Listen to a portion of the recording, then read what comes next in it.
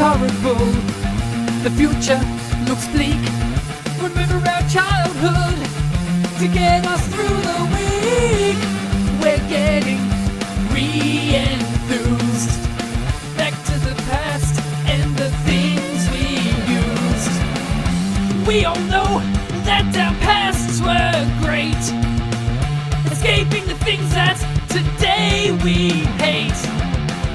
Getting re-enthused, getting re-enthused, getting re-enthused, getting re-enthused. So we're here again with some more stuff from Japan. I don't think there's a particularly large amount in this one, but I think there's some quite interesting stuff as well, and a little bit of variety, not a huge amount. So here's Mr. Cutty. Let's get this open. Completely missed the seam.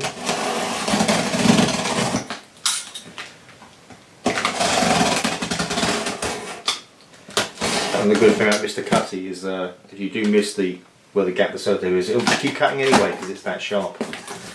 So, the usual stellar packing job by AES. So there will be about £100 worth of this stuff. Right, okay.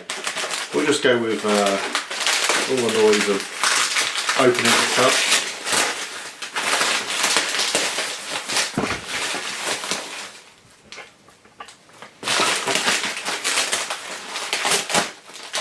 Right.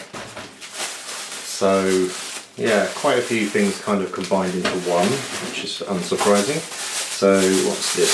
First thing. Yes, I see what this is.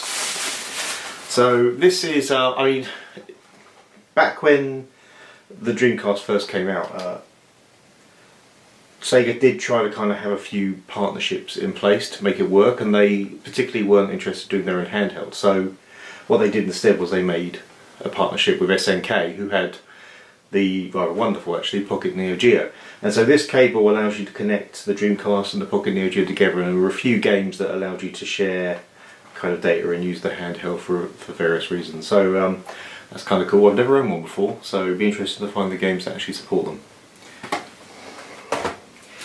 And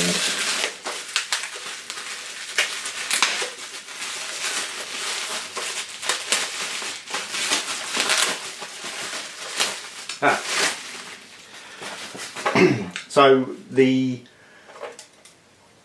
PC Engine doesn't have any way of saving data itself. There's no, because the cartridges are the really thin U cards, they don't have any kind of battery backup on there. So this basically fits in the back of them, the little accessory port at the back, and just provides battery backed up saving. So it's got a little battery socket there for a couple of AA's.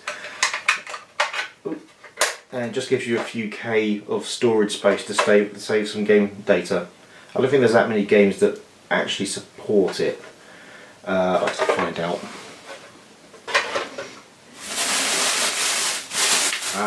Nice.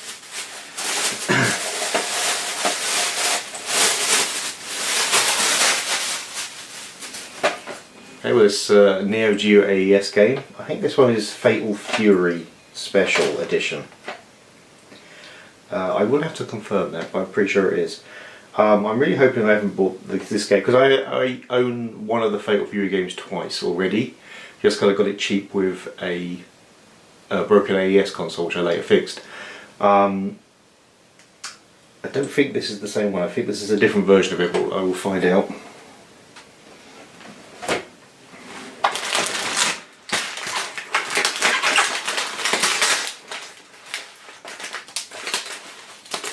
And the tape is stuck to my hand. Oh my god, it's made out of titanium.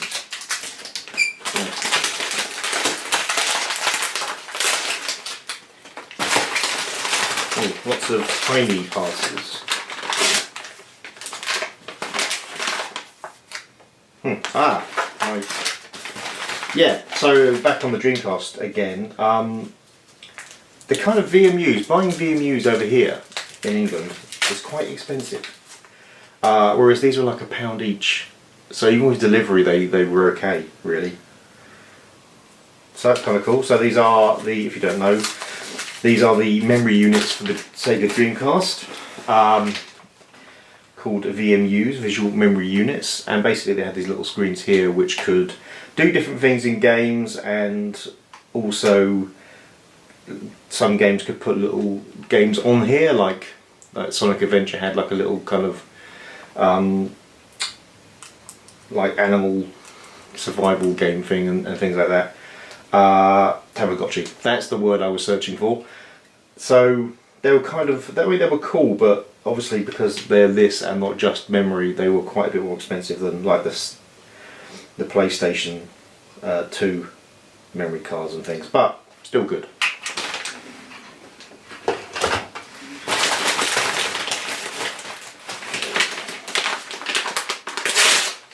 I seems to be ripping. I like these little brown paper wrapping they come in, but I do tend to just rip them open.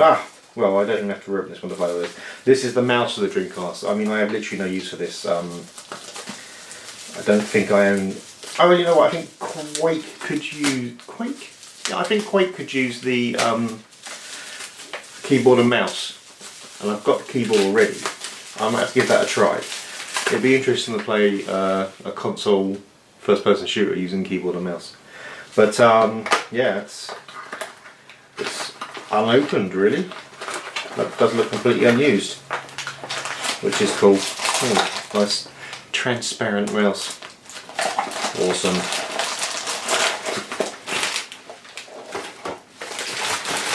What we got here?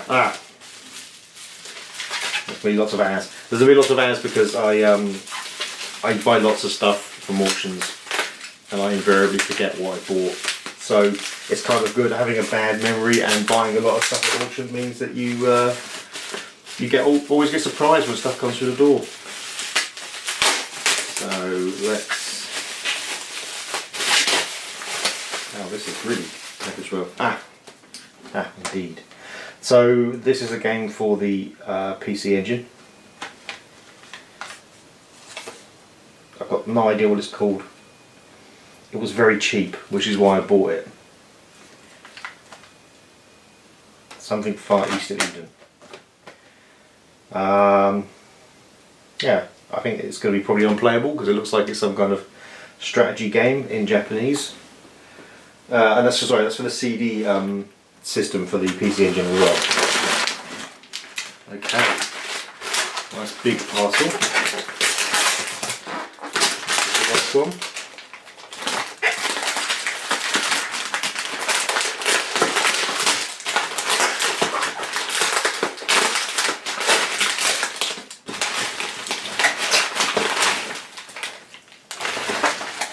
Half of it back there.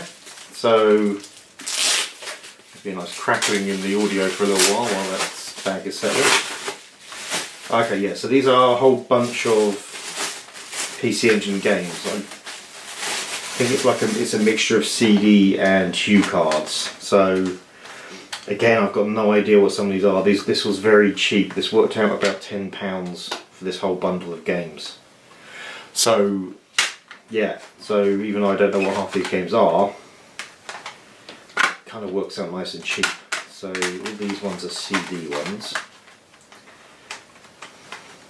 Are they all CD ones? Am I misremembering what I purchased? Entirely possible. Like I say, I don't really remember what I purchased. Yeah, these are all CDs, so that's not bad. That's 5 there.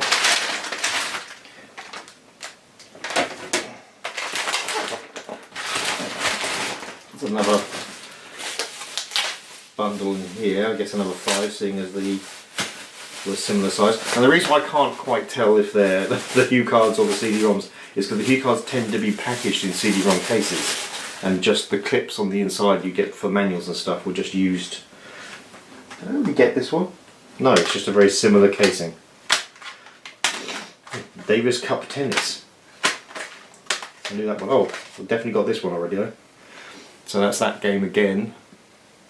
So yeah, I guess we'll be selling that. If anybody watches this has got PC Engine CD-ROM. That, which just looks like a standard Japanese demon creature. Guessing this is all part of a similar series, this one, because there's been a lot of them. Alright. Well, oh no, I'm about to say that's it, but isn't it? There is one more. Yeah, just one more. Oh, this is the box that keeps on giving.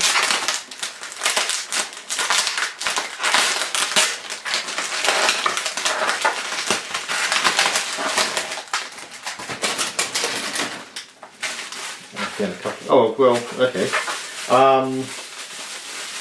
Yeah, so what happened was I was buying VMUs and I found these ones first. I think these were slightly more expensive than the coloured ones. But these are just these are the standard ones. These are the standard VMUs. So another 2 of those, but hey, you can never have too many memory units, right? These got a little cap on top, which I know when I originally had a Dreamcast back when they first came out, I lost those pretty much immediately, so that's impressive they still got those. They both do, in fact, they both do have that cap. So yeah, hey, you can never have too much memory. Okay, so this is another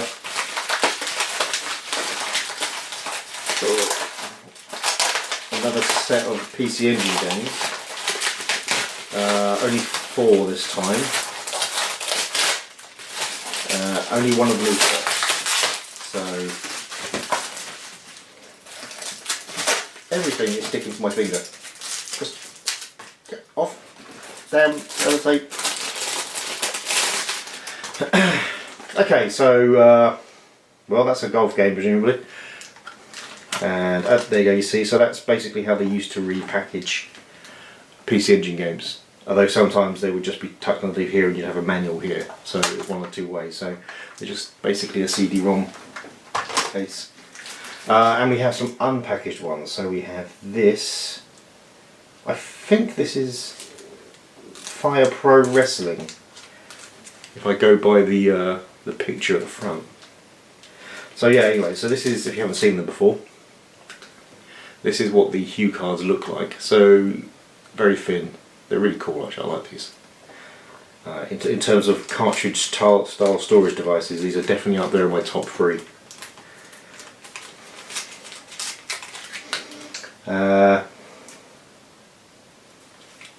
Don't know what that is. I'm sure I'm supposed to know. Oh, I definitely know this one though. Populous. The almighty Populous. I think it's a fairly famous game unless you're quite young. So it's like one of the first like God games where you have to build things. It's got this. This is kind of weird. This one actually. Ooh, this looks like it's been beaten up a little bit as well. So they're quite thin, but this one's got like a little hump which I've never seen before. So it's. I think it's slightly thinner.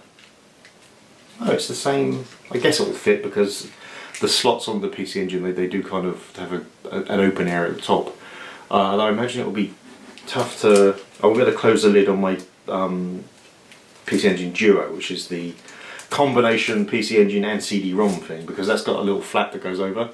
I don't believe it will close on that because it closes fairly flush to all one. So, never seen it before. Well, that was quite an interesting haul. That's it. One thing I didn't show, which I got actually yesterday, was I had a CD TV come through, which is Commodore's kind of first attempt at really taking over the living room rather than just making computers like the 64 and the Amiga. I'm still kind of trying to get it work properly. The CD is a little bit flaky, so I'm guessing it needs both cleaning and possibly some resistors need changing, or maybe even the laser itself. Hopefully not the laser itself, because I imagine that's not going to be easy to get hold of. So that's it. I actually do have more coming from Japan, obviously, because just spending my money on eating would be ridiculous. So yeah, thank you for watching. Goodbye.